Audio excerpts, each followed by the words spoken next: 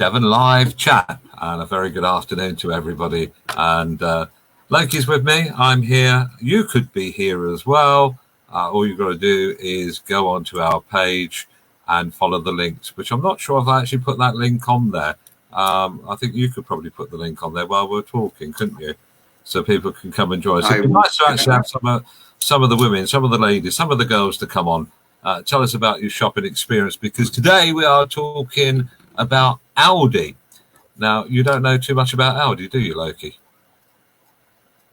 Unfortunately, I've got to admit I've never set foot in an Aldi before. Maybe because there isn't one in Barnstaple, and there isn't one there here at the moment, but there will be shortly, because they've applied for planning permission, and where the old pound stretcher used to be, which is up in Roundswell, that is the location of where they are thinking about going into. Well, that's where they are going to go into. The planning permission is for signage, which they put on there at the moment. So you will be able to go and investigate and see what you think of an Aldi. Now, shopping is a very strange thing, isn't it? Because certain people tend to stick to certain brands.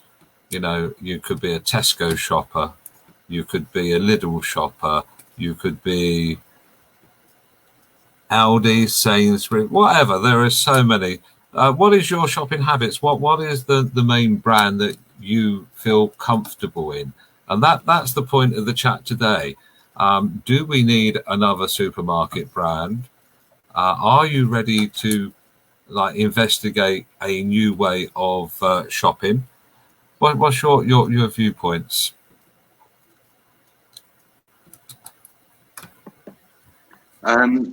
To be honest, I'll try anything at least once when it comes to shopping. I've got to admit, me personally, I spend a lot of time at Iceland, Asda and Tesco's are my main three. So yeah, I'm a bit of a sporadic, I hope that's the right word, shopper. How about you? Me, I tend to shop around and look in different various shops, because, you know, the big war which is always on with supermarkets always goes along the lines of, this is how much we are, and we are cheaper than somebody else. Branding at the moment on TV commercials, you know, this is how much it is in this store, and this is how much it is in my store. But when you start shopping from here to there, and you find out which products that you want at the price that you think is ideal, which suits your pocket. The other side is talking Aldi, and that's what this is all about, really. If you are in Bideford, you have an Aldi. If you're in Ilfracombe, you've got one as well. I think there's one in Torrington. I do believe there is one in Torrington. I might be wrong, but I'm pretty sure there is. I don't know yet. You're going to have a look, aren't you? And I will have a look now.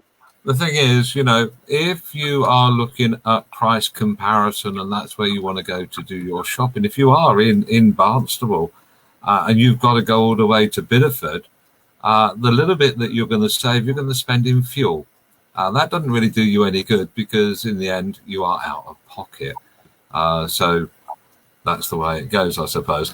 But supermarkets, is there room in a town for more than one type of supermarket? Now, I can only say for Barnstaple, for example, we've got 3 different types of Tesco's. We've got Rose Lane, which was the original, well, wasn't the original one. The original one was actually in the High Street, which then ended up being taken over by Iceland. That is where the original Tesco's was, and quite a hard, awkward place to navigate and do your shopping in, let alone queuing up to pay at the cash out. But then their big store, which they opened at Rose Lane, that came about. Brian Ford's was around for a long, long time. A lot of people enjoyed shopping there. Good memories indeed. But then that was the site of Tesco's now. And now you've got a Tesco's Extra, which is the one in the High Street. 3 different types of branding, but the same name store. And then you come along to Lidl, not one, but two. But I've been told that we're going to get possibly a brand new superstore Lidl. That is on the horizon. My we source have we have a message here from Damon, and he says, "I will try and shop." Damon, yeah, and it says, "I will try and shop. I will try any shop once. Love a bargain. Morrison's is the most local to me, but there are plenty of others, other options if you drive. If you don't, then the village shop, which is Spa, you need a mortgage for that shop." Oh, as you can see written at the bottom there. Yeah. I just put it up. I just found it on here. I'm quite a fan of shopping in shops that aren't a big name. Local shops and things like that. I'm a huge fan of going into those sort of shops. But it's like as being said, you're getting supermarkets, which is the one-stop shop. You haven't got to pay for parking because they got a car park. You go in there, they do everything from a pin to probably a motor car. It's there. It's a one-stop shop, and the price seems right. Now, Aldi is what we're talking about, and they are the next big name, which is going to come to North Devon as far as Barnstable is concerned. They're already here in other ways. There was a TV program which was shown last week, how Aldi started as a German family who started the store. It was two brothers. And then they had a little bit of a disagreement. And basically, one had Northern Germany and the other one took Southern Germany, both using the same name. And the logo was virtually the same, though one was a whitish sort of colour and the other one was a bluey sort of colour. And they were trading in their different ways right the way up to the time when the Berlin Wall came down. That's where that story went to. Then they were talking about they then ventured into France, all over Europe. But their big marketplace that they wanted to go and conquer was the UK. And they didn't really have a way of getting into it. And then the opportunity came up, and the first Aldi store which opened was in Birmingham, on the outskirts of Birmingham. And people go, "Oh, do we really want to go there?"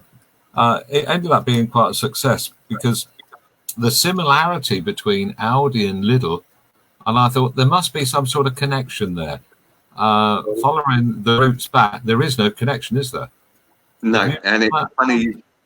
I find that as well, and it's funny you should say that because there's a common misconception that you yourself have just fallen into as well, which is you said about the Aldi over in Ilfracombe. There actually isn't one in Ilfracombe. The Aldi is actually a Lidl. Oh, right. Okay, so in Ilfracombe. Yeah, the only Aldi that I can find within our sort of area is actually in Bideford. But a lot of people have turned around to me and said, and I'd love to hear what you guys think about this, what's the point of us having an Aldi if we already have two Lidls? Because a lot of people say that they are basically the same shop. They are and they're not. The concept's quite similar. Because like one of the big things of which came up in that TV program is the centre aisle. The centre aisle, which has got absolutely nothing to do with food commodities. You go into a Lidl, you can buy a deck chair if they got it on special offer, a vacuum cleaner, a drill set. These are the things that you're not going to consume into your body. I really haven't. I can't remember the last time that suddenly there's a drill with goodness knows how many bits to it. I must munch on that. It's not the sort of thing that I tend to go and do, but it is a thing which gets your attention. If you go shopping and you have a list in front of you and you go, these are the items that I need to buy. This is today's shopping list, and I'm going to stick to it. I very much doubt if you go into a supermarket that you actually stick to it. That's how they get you. You walk through the door of most supermarkets, the first thing you will do is smell fresh bread. That gets your taste buds going. As you're walking down the aisles and you're being drifted along with the scent of whatever is in that shop, you then start seeing different items. The other big thing that supermarkets tend to do is move product around. Why? Because it means you've got to go searching for it. And as you go searching for that product, you see other things that, oh, well, that's a special. Oh, I'll buy that. Oh, I'll have that as well. And before you know it, your shopping trolley, your basket, it's got a lot of extra things in there which you had no intentions at all about purchasing. And that's how they do it. So again, as you look into like Lidl and Lidl, Aldi, they use this center aisle of goods that you never thought that you want to go and buy. But because it's there, you think, oh, there's a trellis work for my garden. Oh, I'll have that. A T-shirt. Okay, other supermarkets sell T-shirts. They sell these, but they are stores which has this aisle which you have to go past. Therefore, temptation becomes apparent that you've got to put it into your basket. And then they put whatever other things that you might want to need, like milk, meat, at the far end. So you've got to go to those. You've got to go past this other aisle first. Very, very clever. Now, going back to Aldi, one of the big things actually that became apparent, there's two major things here. Branding, that's a big one, that you can buy various different products that look quite similar to the main brand, but they're not. They're their own brand, which are branded to look very much like it. I think they showed something like shredded wheat, but it was called Wheaton or whatever. But to look at, you would have thought that you're picking up something which is original. And then they followed this through with somebody doing a comparison. And the comparison, they tasted the brand, then they tasted Aldi's own. And they thought, oh, it's hard to tell the difference. In fact, I prefer this one maybe to that one. They then took it a step further and they actually went out and about to the general public, offering different items of Aldi's own or a brand own. And in most cases, there was a very, very difficult thing about, yes, that works. That one's all right. I prefer that. And in a lot of the cases, 7 out of 10 people actually preferred their own brand to the brand what they were trying to taste. I think one of them was their Coca-Cola sort of stuff, the cola what they were drinking. So, oh, I like that one.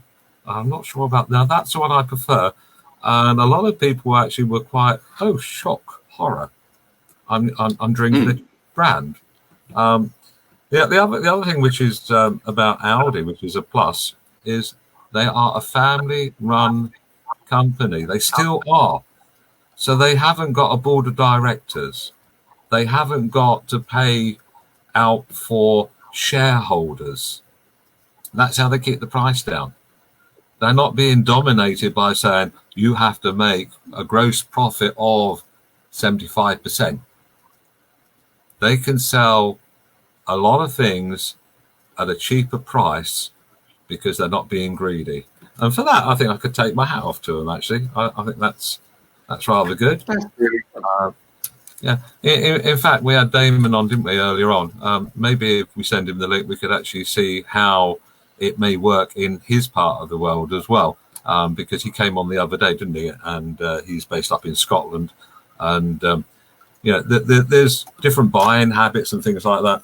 If anybody wants to come in onto this chat, what we're talking about today, we're talking about supermarkets. We're talking about the fact that Aldi's coming. And I did actually say that I was told in confidence and I won't say who it was, that Lidl are about to go into a superstore in the next year or maybe two, which is going to be in Roundswell, because one of their locations, they are going to be closing down. Not only them, but all the other outlets on that particular area. And I presume that planning permission will then be put out and possibly given. And where those shops are at the moment is going to probably end up being housing or flats or something else, a redevelopment. So things are tending to move around. And Lidl were the first people to turn around and say, yeah, okay, if our contract of our lease is going to being suspended or it won't be renewed, then we need to go somewhere else. So we might as well have a nice big new store, purpose built, and we'll be very happy with that. So that's where that's going. A few other things actually on the supermarket front. As you know, the Co-op, that's now gone. That's no longer in Poddington. That's been closed for quite a while. Along with the go-kart track, that's gone as well.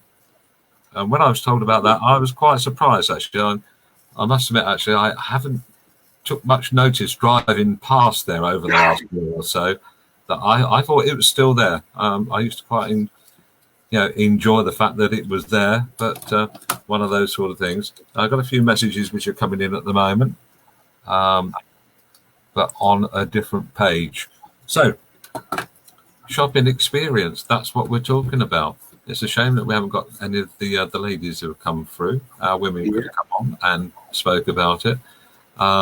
Me, my shopping is normally I know where I'm going to go, and I get quite annoyed. I really do get quite annoyed when somebody moves something around, Okay, what have we got here?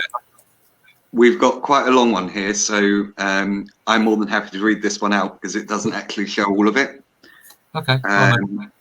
So in Barnstaple, there are supermarkets in town and out of town. More or less every part of Barnstaple has a supermarket within a half-mile radius, except Pilton, since the Co-op closed. I live in Pilton, and residents really miss our Co-op, so hoping that if there's a buyer or leaseholder interested in the old Co-op building, it'd be great, or at least have some sort of food store for part of the building. It's been a food store since the 1960s, and it's just not the same without it. Sorry, I don't have a mic or cam where I am at the moment. So this user would have liked to have joined us, but unfortunately unable to at the minute. So thank you very much for your comment there. But still got a supermarket though. That one might be closed, but if you're in Pilton, it's not very far to walk down St George's Road, is it? Sorry, just trying to remember my town geography there. No, it's not, is it? It's not that far at all. So No.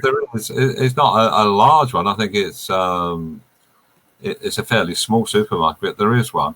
And possibly, I don't know, possibly the site where the Co-op was at what we're talking about there, that may become a Morrison's. That would be nice. It could become a Morrison's, but unknown to a lot of people, the actual property, the ground, is owned by another supermarket chain. I did not know that. There you go. And I don't think it's right actually for me to say, but then I suppose when you own lots and lots of property, ground-wise, every little helps. Oh, that's very interesting. Yeah, but it is quite. Have another one, and this is from Leonie Can. Patrick and I tend to shop at Asda, but we have both Lidl and Aldi nearby, both of which are good if we are a little skint that week, though we tend to use Lidl more. Well, that's the important bits there. Leonie isn't like on our doorstep, is she? She's a little bit further away. No, she's not.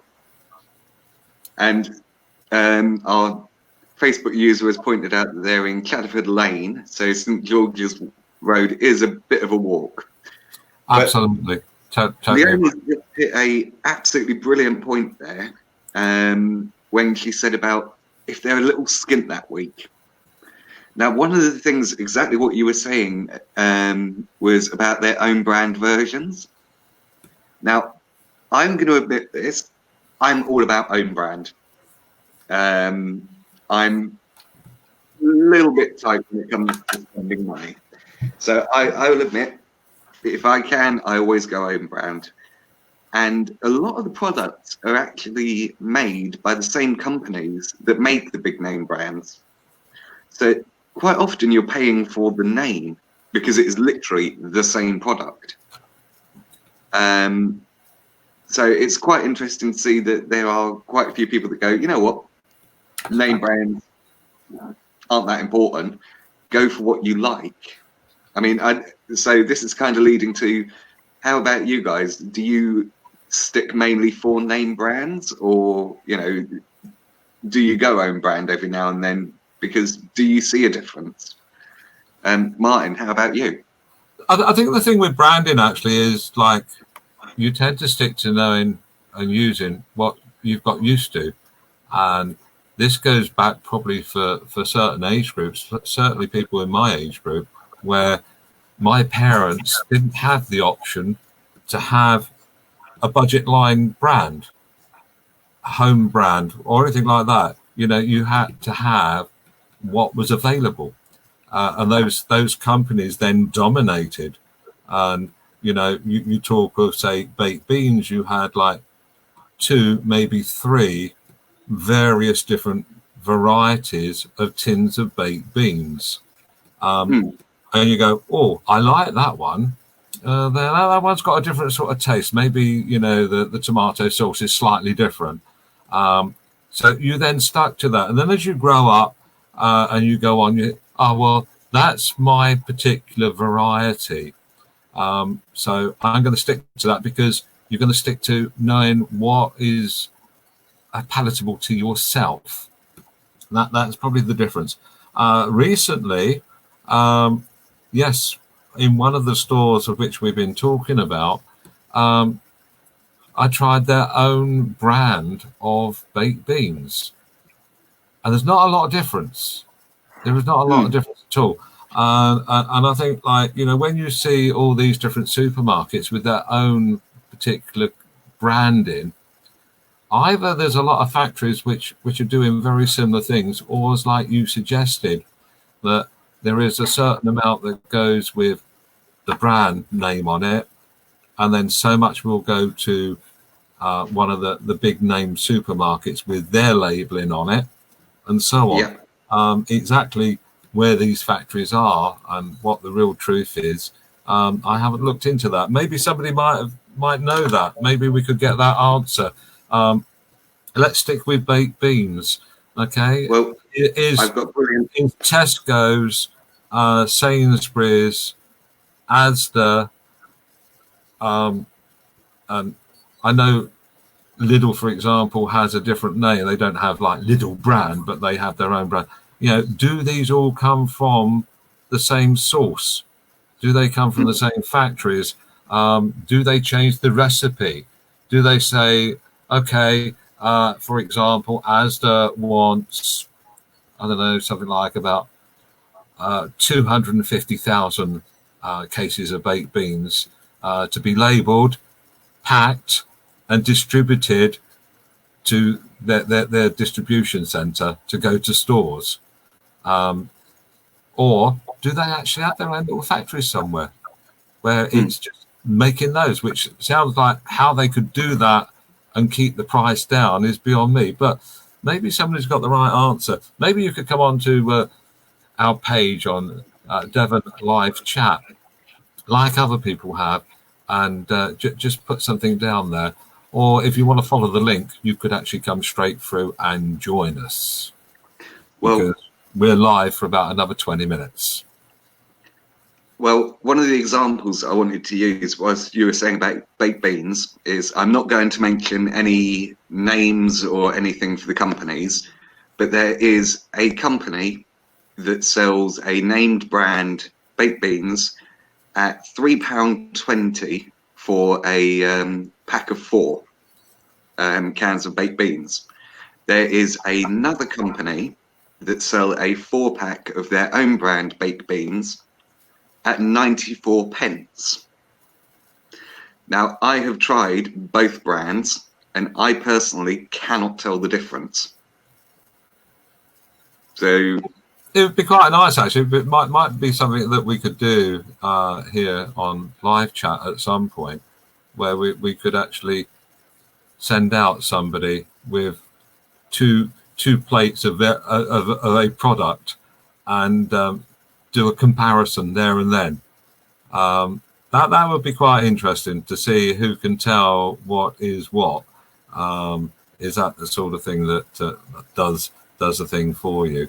But going back to like the hardcore of what we're talking about, another supermarket coming in where it's destined to go, which is just across the road from Sainsbury's. That's quite a large Sainsbury's as well. So will they feel the difference? And of course, there's another budget type shop as well along that precinct, isn't there? Yes, there is. Are we allowed to say the name of it? Yeah, you can say the name. We're saying the other name, so why not? If you're on about the one I think you're on about, Home Bargains. Home Bargains, which again, they do a lot of branded stuff at a reduced price as well. So, yeah. You know, if you want to save money, then, you know, those shops are already there. Well, I'm off to the location of where the Aldi's going was Poundstretcher. Why that didn't last, I don't know, because it had a great pet shop inside as well.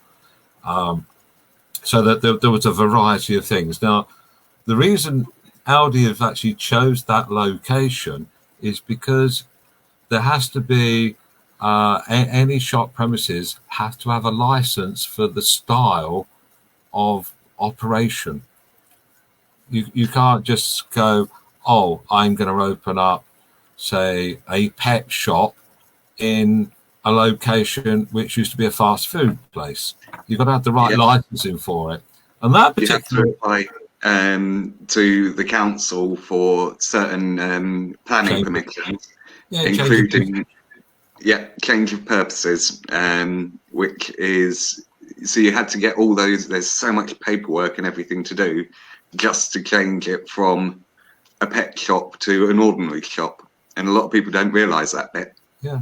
But Aldi do, and they've done their homework, because that used to be a supermarket. When it first opened along there, which was quite a few years ago, I do remember that all opening as various different things. Summerfields, I think it was at the time, was the supermarket in that location.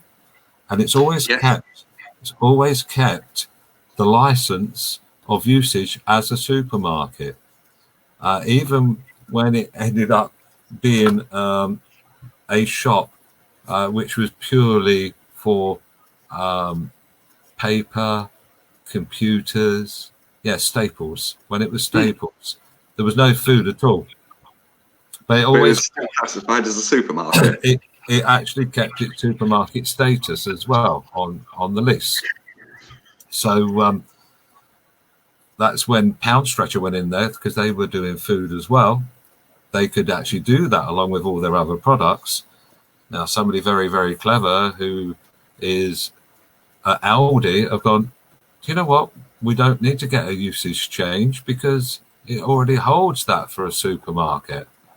The only thing that they've had to put planning permission in for, excuse me, is for signage.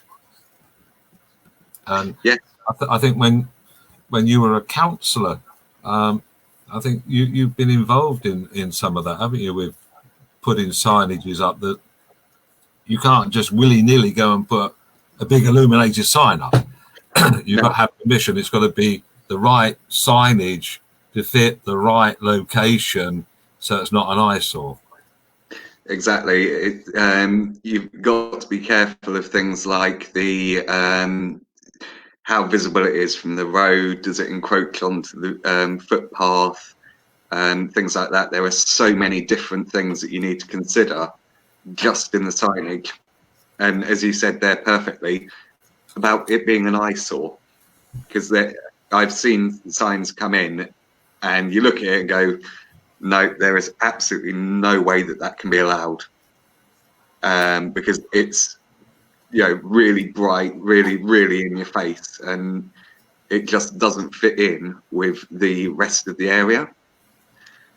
Excuse my terminology, size matters.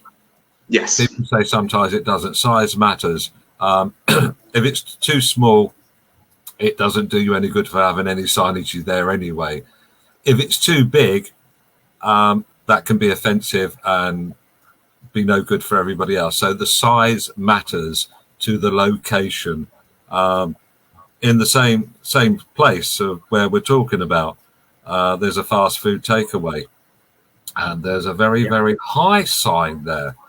But I'm sure that over time, when they've refurbished, that sign's got a little bit lower. It has, yes.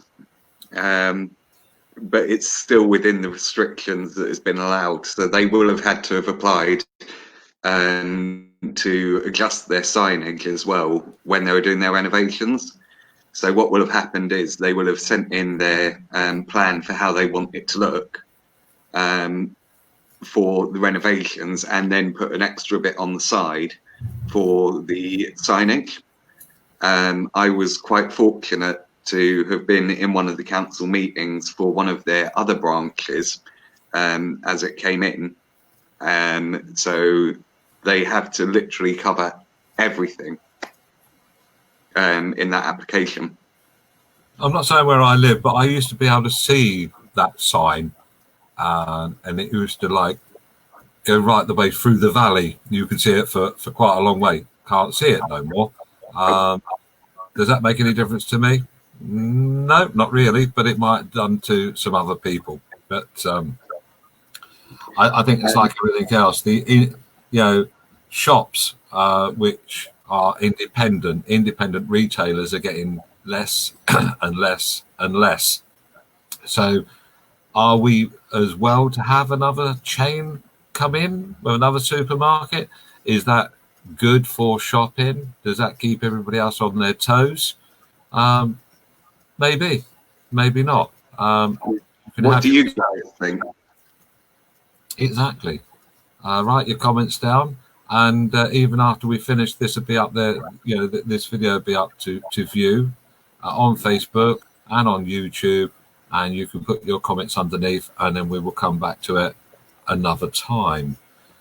Now then, that's about it for today, unless you have any more questions or anything you want to put in. Well, we did have another comment come through that I will read out, just which was on the subject of own brand stuff. On the rare occasion we go to Aldi, Alex would much rather their own cereal, particularly their Crave type cereal, and their chicken meatballs to any other brand. So, as Martin said, once we've logged off, the comment section will still be there. So I'd actually quite like to find out, to our viewers who have kids, you know, how do you guys find the shopping? You know, because kids can have very particular tastes. You know, do you find that they sometimes lean towards their own brand, or do you find that they are very much, oh, I want, and I'm going to use an example here, Frosties. So if it's not Kellogg's Frosties and you picked up the Tesco's Frosted Flakes, could they tell the difference, or do they get a bit funny about it? So even after we finish this stream, please do continue on the comments, because we will be watching and we will be keeping an eye on it. Maybe you could create a shopping list of own brands of various different locations, where you could end up having a shopping basket which, instead of costing you, say, £40, would cost you, say, £22. And if you do that every single week over the course of the year, that would save you an awful lot of money. In fact, that might even help towards a holiday when we're allowed to go on holiday again. Well, there's a really good idea, actually. I've got a request to all of our viewers. If you put down what you would class as an essential item for a shopping list, I will actually do that. I will write up a full shopping list from your suggestions. And when we come back on the topic of shopping, because I'm pretty sure we will come back to this topic at some point soon, I will go out and I will do the comparison of the name brands versus the own brands, and we'll see what we can save you, just from what you guys class as an essential shop. Okay, that's a good thing. Next on the agenda will be Friday, this coming Friday. Yep. Okay, we will be talking tabletop gaming, things like D&D, not B&B, not bed and breakfast, D&D, and hopefully you can join us for that. We do have somebody joining us on that chat, don't we? Hopefully we will have Mac from Dice and Slice, which is a tabletop shop in Ilfracombe. So hopefully he'll be able to join us. Okay, and Music Monday, that will be continuing, and hopefully you'll come and join us as well for that. It's all about people in and around the Southwest, their music, their lifestyles, where their inspirations came from, and what else they'll be doing. And then this time next week, we're talking travel with the Destination Lounge. So from Loki and from myself, thank you indeed for joining us, and we look forward to seeing you once again here on Devon Live Chat. Bye-bye. Bye.